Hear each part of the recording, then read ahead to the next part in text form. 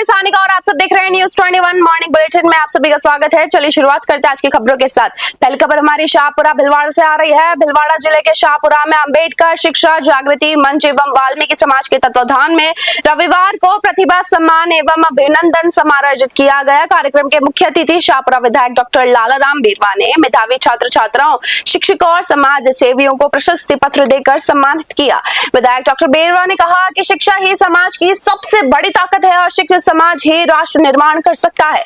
उन्होंने कहा कि प्रतिभाओं का सम्मान नई पीढ़ी को आगे बढ़ने की प्रेरणा देता है। इस अवसर पर नरेश व्यास, राजकुमार टांग, गोपाल गुसर सहित कई गणमान्य नागरिक और समाज बंधु उपस्थित रहे। शाहपुरा भिलवाड़ा से किशन वैष्णव की रिपोर्ट।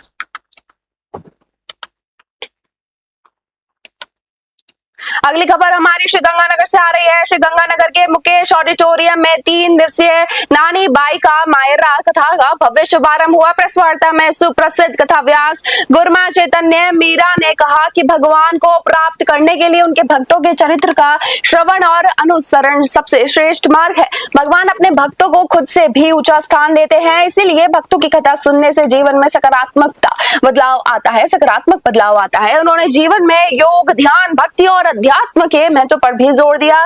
ये कथा 30 जून तक प्रतिदिन दोपहर 4 से शाम 7:30 बजे तक आयोजित होगी। श्रीगंगानगर से साहिब राम की खास रिपोर्ट। सांचौर में किसानों के अधिकारों और लंबे समस्याओं को लेकर संयुक्त किसान मोर्चा व राजस्थान किसान सभा द्वारा ग्राम पहाड़पुरा में किसान जन जागृति अभियान के तहत बैठक आयोजित की गई।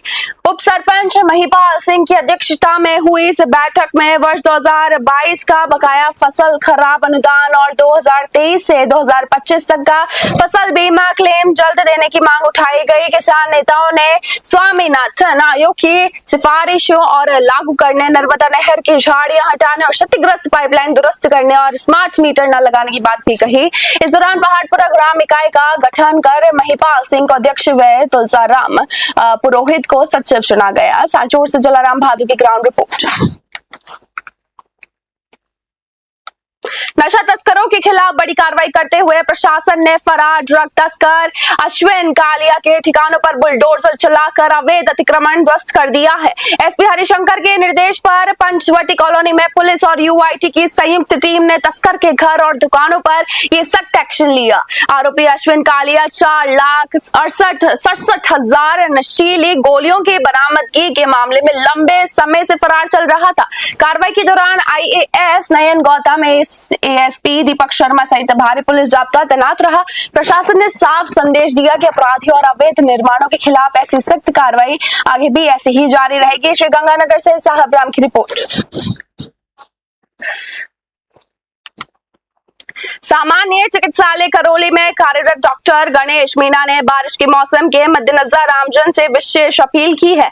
उन्होंने बताया कि बरसात के दिनों में सांप सूखी जगह की तलाश में घरों और नालों में छिप जाते हैं, जिससे सर्पदंश यानी कि सांप काटने के मामले बढ़ जाते हैं। डॉक्टर मीना ने आग्रह किया है कि पीड़ित को झाड़ फूक के चक्कर में डालने की बजाय तुरंत नजदीकी अस्पताल पहुंचाया जाए।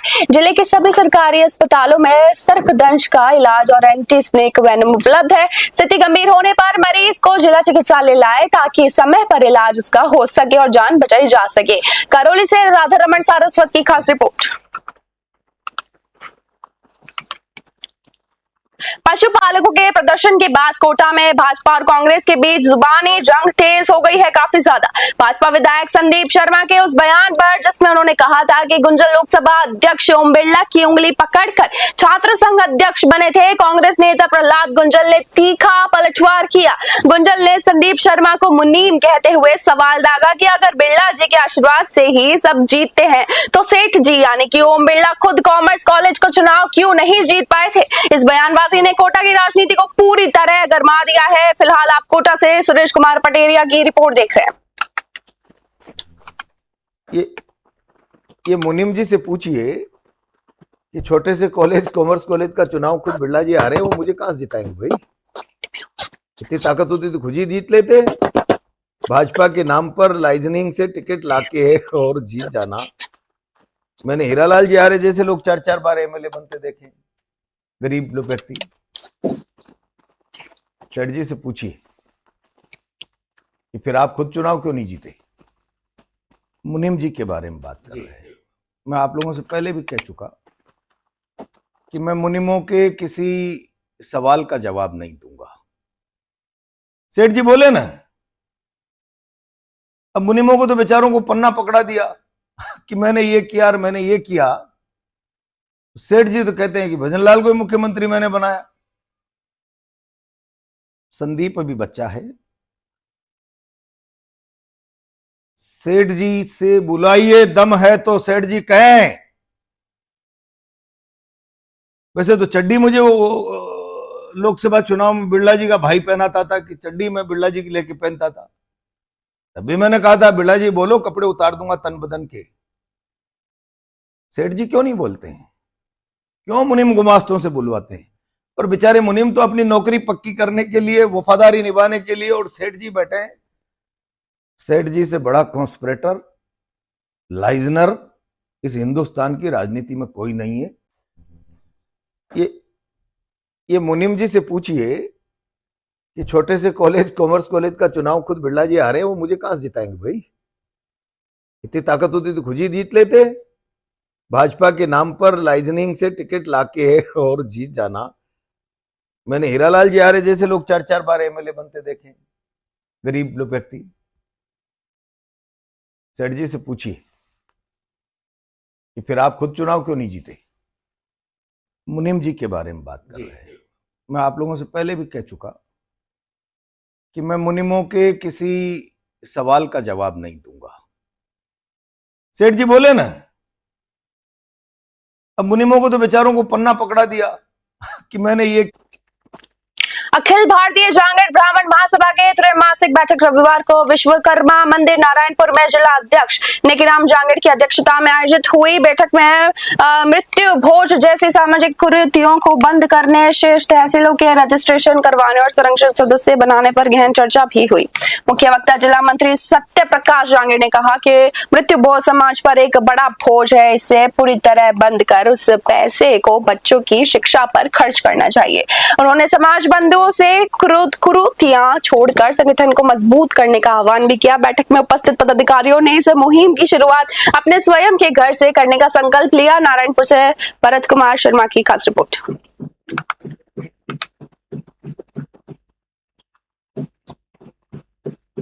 बांसुर थाना पुलिस ने तत्परता दिखाते हुए घर से लापता हुए 2 नाबालिग लड़कों को 24 घंटे से भी कम समय में सकुशल दस्तयाब कर लिया है। ये दोनों नाबालिग 24 जून को बिना बताए घर से निकल गए थे, जिसके बाद 25 जून को गुमशुदगी का मामला दर्ज किया गया था।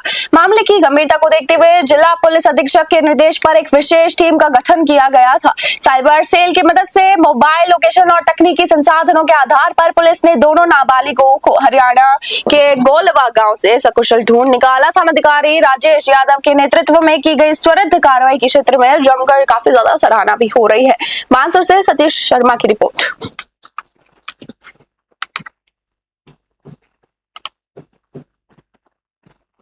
शिक्षा नगरी सीकर के पार्थ बॉयज हॉस्टल में नीट की तैयारी कर रहे 2 छात्रों यानी कि तरुण बेरवा और मुनेश गुर्जर के साथ लाठी डंडों व पीवीसी पाइप से बेरहमी से मारपीट का मामला सामने आया है। आरोपियों पर जाति सूचक गालियां देने और मोबाइल छीनकर बंधक बनाने के भी आरोप है। घटना का वीडियो सोशल मीडिया पर काफी ज्यादा वायरल होने के बाद पीड़ितों के परिजनों ने उद्योगनगर थाने में मामला दर्ज करवाया। पीड़ितों के अनुसार हॉस्टल संचालक हेतराम के रिश्तेदार से हुई कहासुनी के बाद बांसुरों को बुलाकर ये मारपीट करवाई गई थी। पुलिस ने SC/ST एक्ट के सहित विभिन्न धाराओं में FIR दर्ज फिलहाल जांच शुरू कर दी है। वहीं कोचिंग संस्थान के संचालक अमित कुमार शर्मा ने मामले से संस्थान का कोई भी संबंध होने से इनकार भी किया है। सीकर से दुर्गा सिंह कुमावत की रिपोर्ट।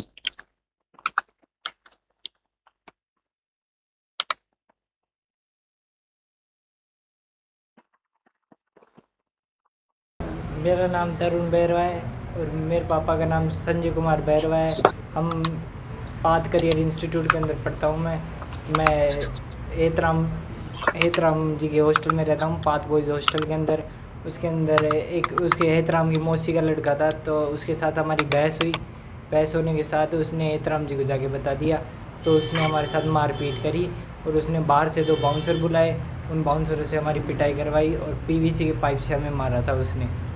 और घर वालों को सूचना दी आपने कुछ? घर वालों को सूचना कैसे देते, हमारा फ़ोन जमा कर लिया उन्होंने, पूरे हॉस्टल के अंदर मना कर दिया कि इन्हें ना तो दवाई देनी है किसी को, ना इन्हें किसी ने फ़ोन दिया तो फिर देख। जोधपुर के सिटी पुलिस थाने के बाहर लगे बिजली ट्रांसफार्मर में आज अचानक भीषण आग लग गई। आग इतनी ज्यादा भयानक थी कि पूरे इलाके में हड़कंप बहुत ज्यादा मच गया और ट्रांसफार्मर में बड़ा ब्लास्ट होने की आशंका भी बनी हुई है। हैरानी की बात यह है कि घटना के तुरंत बाद बिजली घर यानी कि विद्युत विभाग को सूचना दे दी गई, लेकिन आधा घंटा बीत जाने के बाद भी विभाग का कोई कर्मचारी या तकनीकी टीम मौके पर नहीं पहुंची। विभाग की इस बड़ी लापरवाही के कारण मौके पर गंभीर दुर्घटना का खतरा लगातार बढ़ता जा रहा था और स्थानीय लोगों में भी भारी आक्रोश अभी देखने को मिल रहा है। जोधपुर से सलीम खान की रिपोर्ट।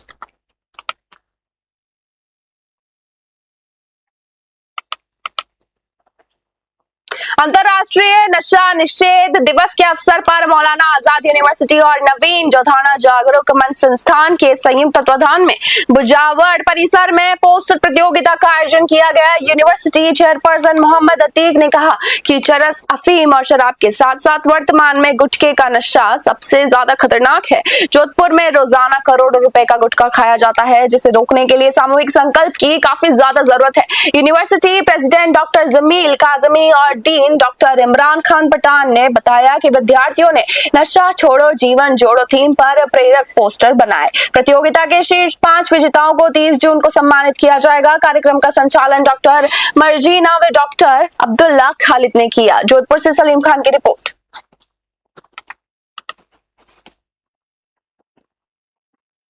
हनुमानगढ़ टाउन थाना पुलिस ने पाक आतंकी शहजाद भट्टी के स्लीपर सेल से जुड़े आरोपी कृष मंडल को कोर्ट में पेश कर 5 दिन के पुलिस रिमांड पर लिया है।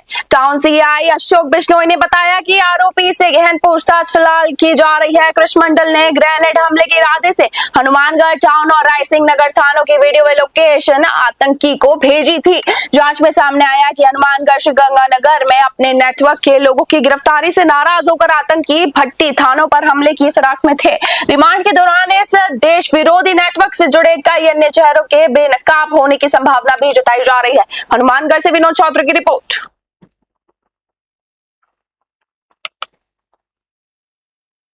कोटा झालावाड़ राष्ट्रीय राजमार्ग यानी कि NH 52 पर रविवार को कनवास थाना क्षेत्र के दरा वन क्षेत्र स्थित सुंदरपुरा चौक के पास 2 कारों की आमने सामने जोरदार भिड़ंत हो गई। टक्कर इतनी ज्यादा तेज थी कि दोनों कारें क्षतिग्रस्त होकर लॉक हो गई, जिससे कुछ समय के लिए यातायात बाधित हो गया। हादसे में एक कार सवार को हल्की चोटें आई है, जिसे राहगीरों ने अस्पताल फिलहाल पहुंचा दिया है। दरा ट्रैफिक पुलिस के अजीत ने बताया कि घटना की जानकारी मिलते ही मोरू कला पुलिस चौकी की टीम मौके पर पहुंची। पुलिस ने दोनों लॉक कारों के क्रेन की मदद से सड़क से हटवाकर मार्ग को सुचारू भी करवाया। स्थानीय लोगों ने इस संकरे मार्ग पर आए दिन होने वाले हादसों को रोकने के लिए प्रशासन से संकेतक लगाने और सुरक्षा बढ़ाने की मांग की है। कोटा से सुरेश कुमार पटेरिया की खास रिपोर्ट।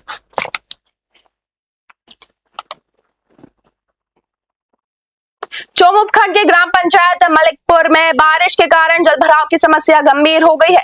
दनिया गांव को जोड़ने वाली मुख्य सड़क पर करीब 100 मीटर तक पानी भरने से आवागमन पूरी तरह ठप हो गया है, जिससे स्कूली बच्चों, मरीजों और बुजुर्गों को भारी परेशानी का सामना करना पड़ रहा है। समस्या से आक्रोशित ग्रामीणों ने जनसेवक सायर जडवाल और एडवोकेट अशोक यादव के नेतृत्व में पंचायत प्रशासन के खिलाफ जमकर प्रदर्शन किया। ग्रामीणों ने जिला कलेक्टर को हस्ताक्षरी युक्त ज्ञापन भेजकर मुख्य सड़क पर पुलिया निर्माण और स्थायी जल निकासी की मांग भी की। ग्रामीणों का आरोप है कि लंबे समय से शिकायत के बावजूद कोई ठोस कदम नहीं उठाया गया है। समाधान नहीं होने पर ग्रामीणों ने आंदोलन तेज करने की चेतावनी भी दी है। चोमू से जयपाल सिंह शेखावत की रिपोर्ट।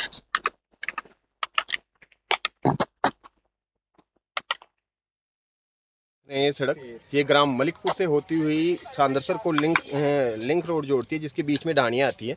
मुख्यतः कुचाली डाणी पर जाने वाली रास्ता है। आज़ादी की 75 साल बाद भी मतलब राजधानी से मुश्किल से 50 किलोमीटर की दूरी है, और ये हालात है कि यहाँ पर सुबह जब बच्चे स्कूल के लिए निकलेंगे तो वो स्कूल भी नहीं पहुँच पाएंगे, क्योंकि उन्हें इस पानी से अंदर होके जाना पड़ेगा, और कोई मतलब कई बच्चे इसमें गिरेंगे और वापस उन्हें जाना पड़ेगा, यानी शिक्षा से वो वंचित रहेंगे। दूसरी बात, दूध वाले जाते हैं तो बेचारों को बार बार परेशान होता है। यहाँ से मतलब पैदल जाने का कोई विकल्प नहीं है। समस्या है 200-300 डानियाँ हैं, उनके बच्चे कल से स्कूल खुलेगी तो वो इस पानी से कैसे जा पाएंगे। पास में खेत है, उनके भी समस्या है, खेतों में पानी जाता है, फसल का नुकसान होता है। तो हमें यह है कि इसका समाधान होना चाहिए। बस्ती नगर पालिका क्षेत्र में राजधानी जीवदया संस्थान यानी कि एनजीओ की स्थापना के अवसर पर सामूहिक हनुमान चालीसा पाठ दौड़ प्रतियोगिता और खिलाड़ी सम्मान समारोह का आयोजन किया गया। इस दौरान विजेता खिलाड़ियों को नगद पुरस्कार और मेडल देकर सम्मानित भी किया गया। संस्थान के संस्थापक सुनील शर्मा ने बताया कि प्रतियोगिता के विजेता समर, गौरव व अभिषेक को 1100 रुपए देकर और तरुण व आदर्श को 500 रुपए का नगद पुरस्कार दिया गया है। जय मां सरस्वती स्कूल के निदेशक के एम जहांगीर ने युवाओं को खेल व शिक्षा से जोड़ने पर जोर देते हुए संस्था को हर संभव सहयोग का भरोसा दिया। कार्यक्रम के मुख्य अतिथि अवधेश उपाध्याय एवं अम्बरीश ने खिलाड़ियों का उत्साहवर्धन किया। बस्ती से रामफुल मीणा की खास रिपोर्ट।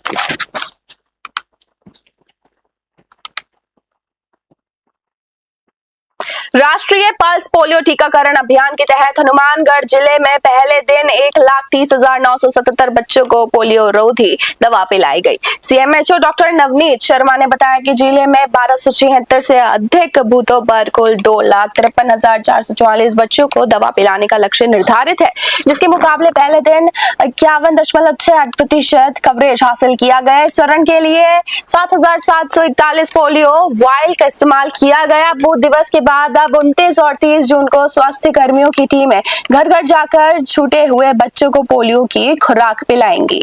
हनुमानगढ़ से विनोद चौधरी की रिपोर्ट।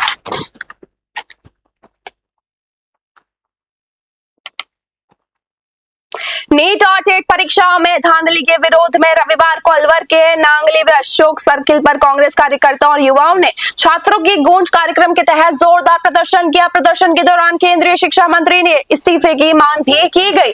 पूर्व केंद्रीय मंत्री भंवर जितेंद्र सिंह ने सरकार पर निशाना साधते हुए कहा कि पूरे देश में बेशर्म सिस्टम के आगे शिक्षा माफियाओं का तांडव चल रहा है और पेपर लीक से युवाओं का भविष्य अंधकार में धकेला जा रहा है। वहीं नेता प्रतिपक्ष टीकाराम जूली ने आरोप लगाया कि सरकार बड़े मगरमच्छों को बचाकर छोटे दलालों को पकड़ने की इतिश्री कर रही है। संवाद के दौरान युवाओं ने नेताओं के सामने अपनी पीड़ा रखी और जिसके बाद छात्रों के सुरक्षित भविष्य के लिए ठोस रोड मैप तैयार करने की मांग उठाई गई। अलवर से प्रदीप गोयल की खास रिपोर्ट। देखिए, ये सरकार बिल्कुल फेल हो चुकी है। ये रुपया और डॉलर एक करने वाले थे, पेट्रोल डीजल के दाम कम करने वाले थे, इस देश को कहां से कहां पहुंचाने वाले थे।